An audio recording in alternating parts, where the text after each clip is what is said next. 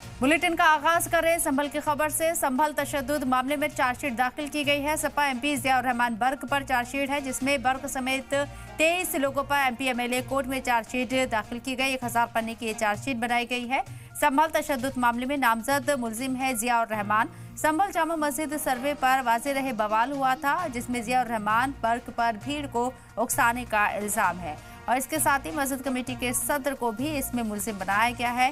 जियाउर रहमान की मुश्किलें बढ़ सकती हैं। एसआईटी के जरिए चार्जशीट दाखिल कर दी गई है एमपी एमएलए कोर्ट में और यहां जियाउर रहमान बर्क को मुलजिम बनाया गया है। बाकायदा उनका नाम शामिल किया गया है।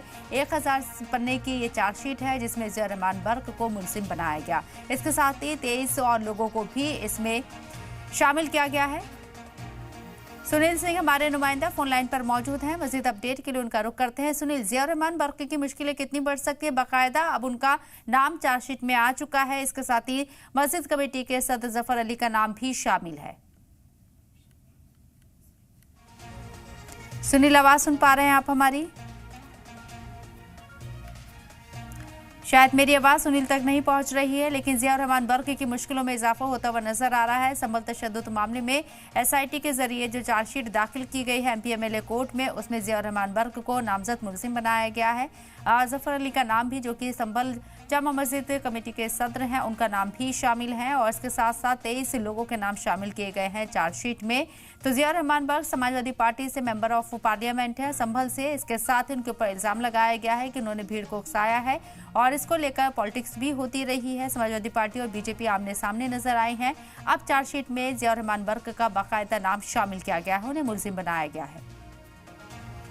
1000 पेज की ये चार्जशीट है, जिसे दाखिल किया गया है एमपी एमएलए कोर्ट में एसआईटी के जरिए। वाज़ेह रहे कि मस्जिद के सर्वे के दौरान यहाँ तशद्दुद भड़का था और कई लोगों की इसमें मौत भी हुई थी। इसके बाद जियाउर रहमान बर्क को इसमें मुलजिम बनाया गया, क्योंकि उनके ऊपर इल्ज़ाम लगाया गया कि भीड़ को एक दिन पहले उन्होंने उकसाया था। नमाज के बाद उनका जो स्टेटमेंट सामने आया था। हालांकि जियाउर रहमान बर्क लगातार कहते रहे हैं कि जब ये पूरा तशद्दुद हुआ था संभल के अंदर, वो संभल में मौजूद ही नहीं थे और पूरी तरीके से वो बाहर थे, लेकिन उन्हें यहाँ सियासी तौर पर निशाना बनाया जा रहा है। सुनील हमारे नुमाइंदे हमारे साथ एक बार फिर से जुड़ गए हैं। सुनील, मेरी आवाज आप तक पहुंच रही है? मिल रही है, आपसे मिल रही है।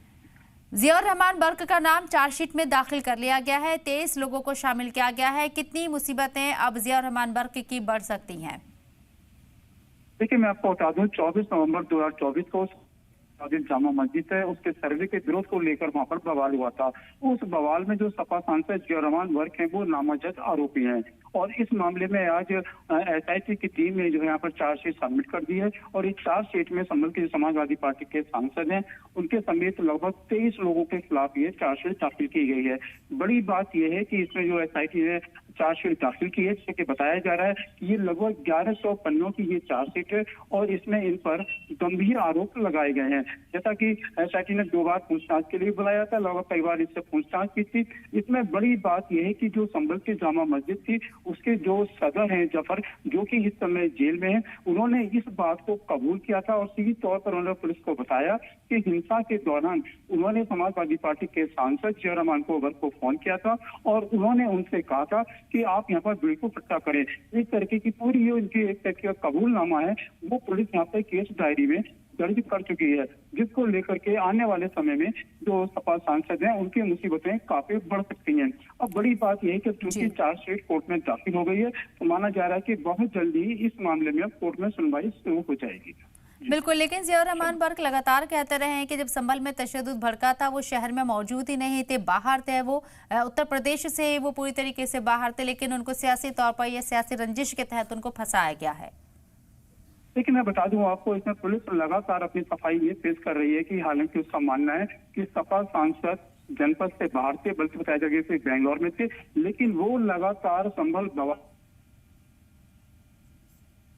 बिल्कुल, तो जियाउर रहमान बर्क का नाम शामिल किया गया है एसआईटी की चार्जशीट में और जल्द ही कोर्ट में उन्हें पेशी के लिए बुलाया जा सकता है, क्योंकि ये पूरा मामला एसआईटी के जरिए चार्जशीट दाखिल कर दी गई है। एमपी एमएलए कोर्ट में जियाउर रहमान बर्क समाजवादी पार्टी से संभल से सांसद हैं, मेंबर ऑफ पार्लियामेंट है और उनके ऊपर इल्जाम है कि संभल में मस्जिद सर्वे के दौरान जो तशद्दुद भड़का था उसमें भीड़ को उन्होंने उकसाया है। हालांकि अपनी सफाई में जियाउर रहमान बर्क लगातार कहते रहे हैं कि वो जिस वक्त संभल के अंदर तशद्दुद भड़का वो उस वक्त उत्तर प्रदेश में ही नहीं थे और अपनी जिले के अंदर मौजूद नहीं थे, बल्कि वो बेंगलुरु में थे। उनके ऊपर ये सियासी तौर पर गलत इल्जाम लगाए गए हैं और सियासी एतबार से उन्हें निशाना बनाया गया।